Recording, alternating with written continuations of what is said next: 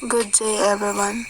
My name is Merjin B. Garpido from BSHM Section C, and in this video I will going to discuss about the tourism and hospitality education and training.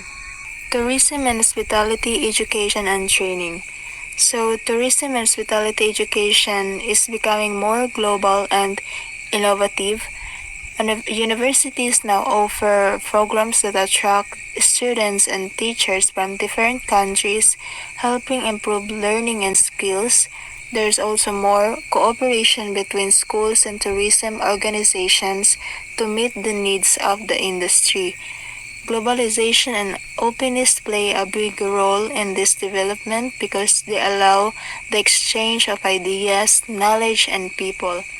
Tourism is also creating millions of jobs worldwide, so there is a strong need for a well-trained and educated workers. Big companies like hotel chains are expanding globally and investing in training their employees to provide high-quality service. Sa madaling salita, lumalaki ang industriya ng turismo dahil mas konektado na ang mundo ngayon.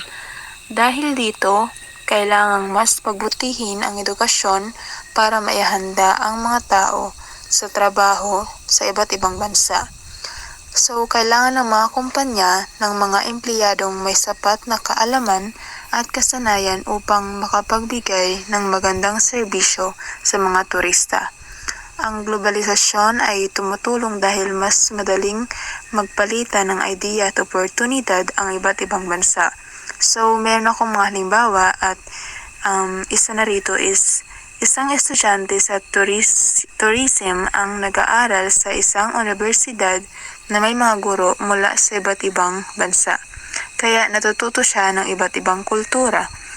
Another example, isang travel agency at paaralan ay nagtutulungan upang bigyan ng internship ang mga estudyante. So let's proceed sa emerging tourism and hospitality markets. Emerging tourism and hospitality markets are countries that are developing and becoming important in tourism. It highlights that China and India are expected to become major tourism centers because of their large populations and rapidly growing economies. As a result, more people can afford to travel, which increases the demand for tourism. It is also explained that while Europe remains strong in tourism, the Asia-Pacific region is the fastest growing and may lead in the future. The Americas, such as United States, Canada, and Mexico, also continue to play an important role in industry. In addition, other countries are emerging in tourism. For example, the UAE, Dubai used to depend on oil but became famous for tourism through unique attractions like Injur Sky Resorts. Gabon and Africa is shifting from the oil industry to ecotourism by developing has a great tourism potential but still needs more development and proper planning to fully grow. Okay, so sa simpleng paliwanag, nagbabago na ang sentro ng turismo sa mundo. Hindi na lang ang Europa o mga dating sikat na bansa ang dinadayo. Marami na kasing bagong lugar na nagiging popular. So habang umuunlad ang ekonomiya ng isang bansa, mas maraming tao ang nagkakaroon ng pera para mag-travel. Kaya may mga bansa rin na ginagamit ang turismo bilang alternatibong paraan sa pag-unlad ng ekonomiya. Halimbawa, sa halip na umasa lang sa langis, nagde-develop sila ng tourism para magkaroon ng mas maraming kita at trabaho. So, another example, sa Dubai or UAE, kahit disyerto, gumagawa silang ng indoor ski resort para makaakit ng turista. And then, South America din, maraming magagandang tanawin pero kailangan pa ng mas maayos na transportasyon at hotels. So let's proceed sa quality tourism and hospitality products and experiences. The passage explains that one of the major issues in tourism and hospitality today is the need to improve the quality of products and experiences offered to travelers. Tourists now expect more choices, flexibility, and better overall service. So because of this, businesses and the tourism industry must focus on delivering high quality experiences to meet these growing expectations. One example discussed is air travel, which despite being cheaper today, often receives complaints about its quality. In the past, 1970s to 1980s, airline services were considered better, but today many travelers are less satisfied.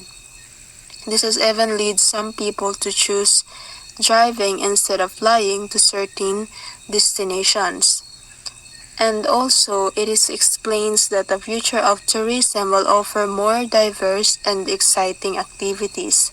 This include adventure tourism like jungle tours, safaris, trekking, underwater exploration, and even space tourism, which is expected to grow as it becomes more affordable.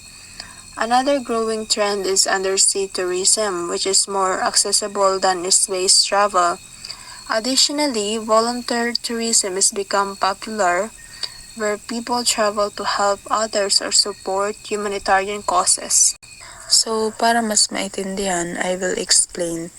Ang tourism daw ngayon ay hindi na lang tungkol sa pagpunta sa ibang lugar, kundi tungkol na rin sa magandang karanasan at kalidad ng serbisyo. Mas mataas na ang inaasahan ng mga turista kaya kailangang pagbutihin ng mga kumpanya ang kanilang serbisyo. Halimbawa, kahit mas mura na ang air travel ngayon, marami pa rin hindi nasisiyahan dahil sa mababang kalidad ng presyo tulad ng delays at masikip na upuan. Dahil dito, may ibang tao na mas pinipiling mag-road trip na lang. So, bukod dito, mas gusto ng mga tao ang mga kakaiba at exciting na gawain tulad ng adventure tourism, underwater activities at maging volunteer tourism kung saan makakatulong sila sa iba habang naglalakbay at maging mas naging responsable at mulat na rin ang mga turista.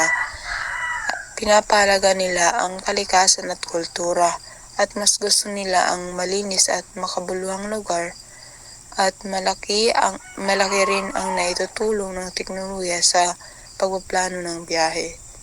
So, yun lamang po. Maraming salamat and I hope po na may natutunan kayo sa aking video presentation.